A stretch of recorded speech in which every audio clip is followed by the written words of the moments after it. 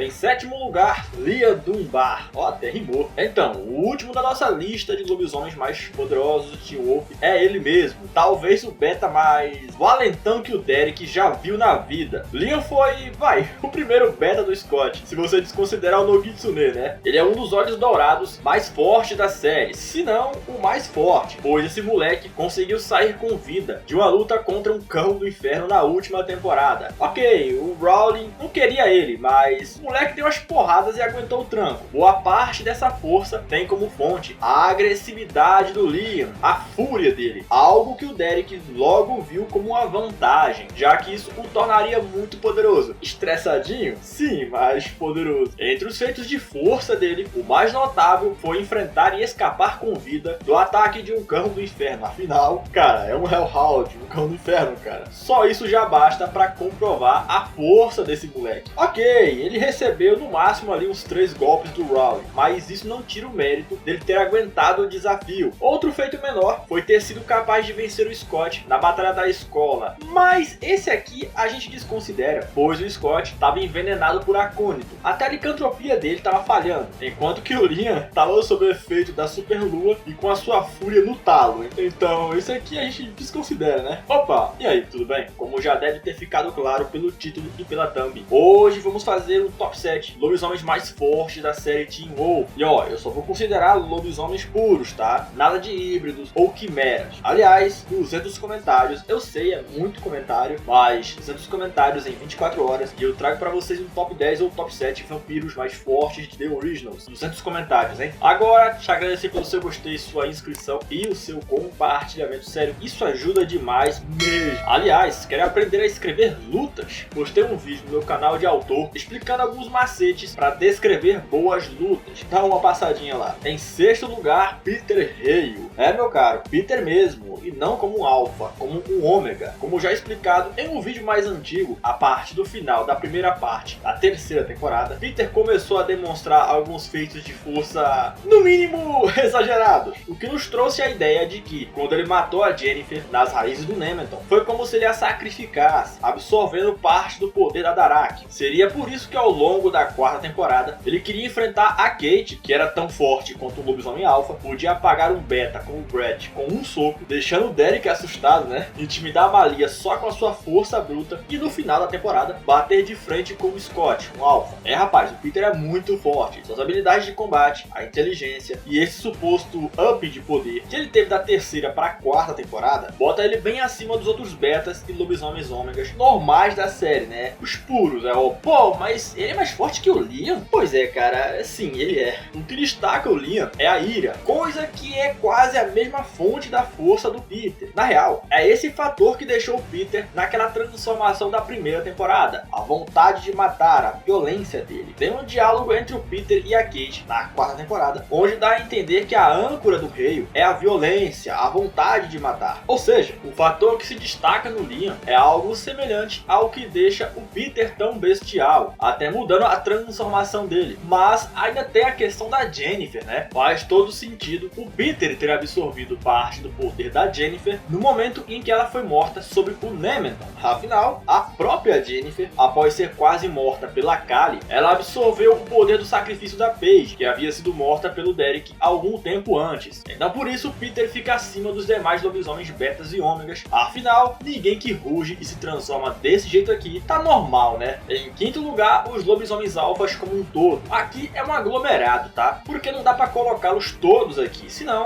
seria só uma lista de alfas. Poxa, a gente viu cerca de 12 alfas na série. 12 alfas. Dentro dessa quinta colocação tem Scott McCall, muito superestimado pelo fandom, a maioria dos alfas normais, incluso Satomi, Finch e Peter. Mas no topo dessa quinta colocação está a fusão Ethan e Aiden. É, meus amigos, apesar de Kali e Ennis serem, pela lógica apresentada na série, mais poderosos do que qualquer alfa normal, e isso inclui o Scott, tá? Mesmo assim, visto o que é falado e mostrado, a fusão, mesmo não sendo um aprimorado, ela ainda é superior. Lembra-te que a fusão massacrou uma alcateia inteira e ainda matou seu alfa, isso quando esta era um ômega, o tipo mais fraco de lobisomem. O Sebastian, ouvindo isso, ele deve ficar tipo, eu sou alguma piada pra você? Mas sim, os ômegas são geralmente fracos. Scott não valia, né? Porque o cara tava prestes a ser um alfa genuíno. Então, não, né? Outra coisinha que coloca Ethan e Aiden na fusão, é claro, como lobisomens mais fortes que Kali e Ennis, é a reação que os seus adversários tinham quando deparados com ele. Derek, Scott e Peter nem ao menos consideravam uma luta contra a fusão. Não, só quando não tinha jeito mesmo. Enquanto que contra Kali e Ennis, o Derek ia pra cima mesmo. Claro, perdia sempre, mas ele enfrentava. Mas calma aí, tá? Nem todos os alfas estão nessa quinta colocação. Em quarto lugar, Derek Hale, como um verdadeiro alfa evoluído. Vamos tirar um elefante da sala, tá? Pelo menos pra mim, é um elefante branco. Derek não é um aprimorado. Os olhos dele brilhavam como um alfa normal. E muito mais como um alfa genuíno. Não tem nada de aprimorado no Derek. Pô, Boyd mal tinha força pra encarar o Scott como ômega. E olha os olhos do Derek no episódio 10 da terceira temporada. Olha o brilho na íris quando ele morreu. Parece os olhos de um aprimorado? Dito isso, aqui a gente vai estar falando do Derek como um alfa genuíno e evoluído. Muito semelhante à sua mãe. Por que ele tá acima da maioria dos lobisomens? Até acima dos alfas aprimorados? Bom, eu tenho dois argumentos pra isso, tá? O primeiro é que o Derek era um evoluído, com força suficiente para matar um Berserker assim que ele evoluiu. Pô, um Berserker era praticamente imparável. Nem Scott e sua alcateia inteira conseguiam lidar com eles. Abre um parênteses aqui, tá? A gente viu que o Derek, na transição para um beta de olhos dourados, ele já era capaz de encarar e dar um tiquinho de trabalho para dois Berserkers. Ou seja, Derek sempre foi muito acima da média. Mas quando ele evoluiu, somando a sua experiência e expertise em combate com a força extra por causa da evolução, Derek se tornou, no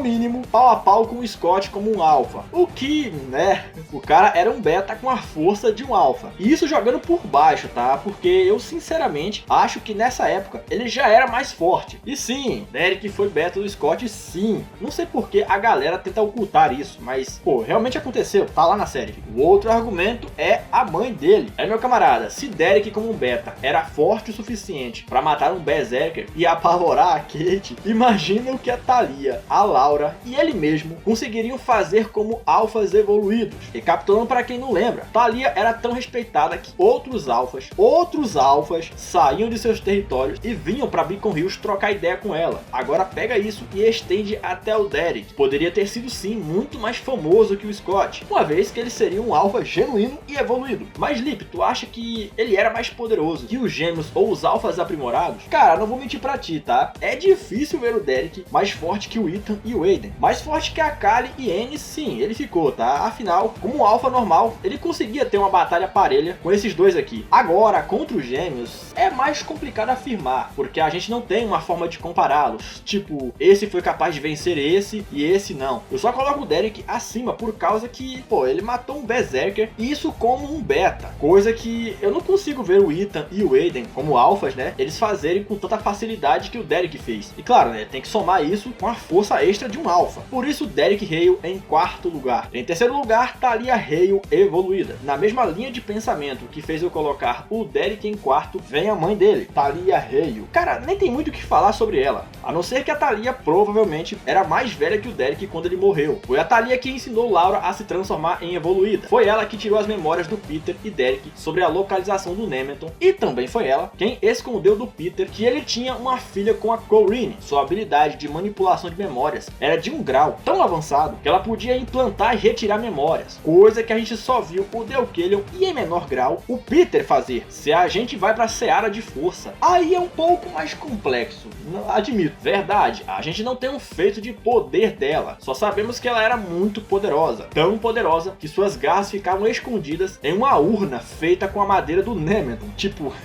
olha isso, cara. Meu irmão, uma mulher que molda o caráter de vários personagens durante todas as 6 temporadas, que anos depois da sua morte, ela ainda é citada e tem influência na comunidade sobrenatural, não é qualquer um que é capaz disso. O indivíduo tem que ser muito poderoso, tem que ter algo nele muito acima da média. De ponta a ponta na série, a Thalia teve participação e ela estava morta. Mesmo que a gente não veja um feito de força, de batalha mesmo, é impossível você não concordar que ela era sim muito mais poderosa do que que qualquer alfa normal, só pela influência que ela tem em Beacon Hills, na verdade, na Califórnia inteira. Confesso que em força bruta, acho que o Derek ainda seria um pouco superior, mas em poder mesmo, no apanhado geral, cara, de verdade, ela tem mais. Só olha o quanto ela é mencionada na série. Em segundo lugar, Deucalion. Voltamos a ele, né? O alfa dos alfas. Lipe, você acha que ele era mais forte que a Thalia? Pior que era, cara.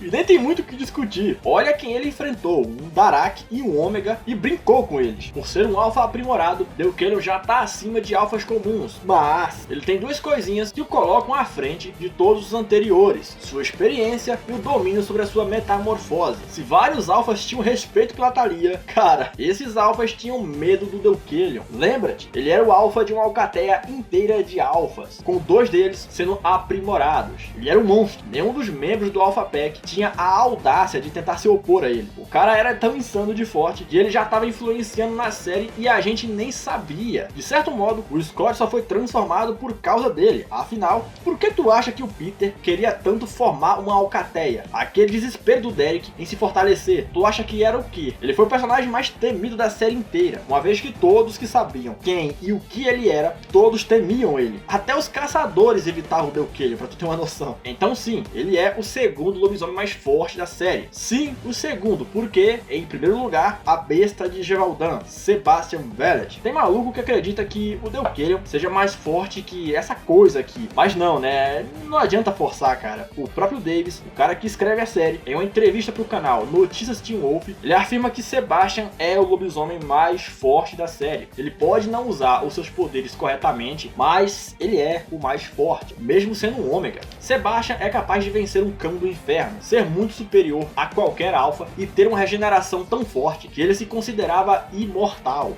E é óbvio, né? Sua transformação era tão única que ela se formava da escuridão. E mesmo assim, isso aqui ainda é um lobisomem. O motivo de sua transformação é provavelmente a sua mente perturbada e a sede de sangue dele, o que já foi dito na própria série. Psicológico influencia sim na transformação. Agora a questão é o que se passa na cabeça dele para ele virar essa coisa. E olha como ômega, né? Em feitos de força temos ele vencendo um cão do inferno mais de uma vez, ele ser praticamente indestrutível, matando tranquilamente pelo menos 2 médicos do medo. Ele tinha tanto poder que precisava das garras do Belasco para conseguir absorvê-lo. E o argumento definitivo, né? O escritor da série declarando que sim, ele era o mais forte. É, o bicho era forte demais, cara. Com certeza o lobisomem mais forte de Teen Wolf.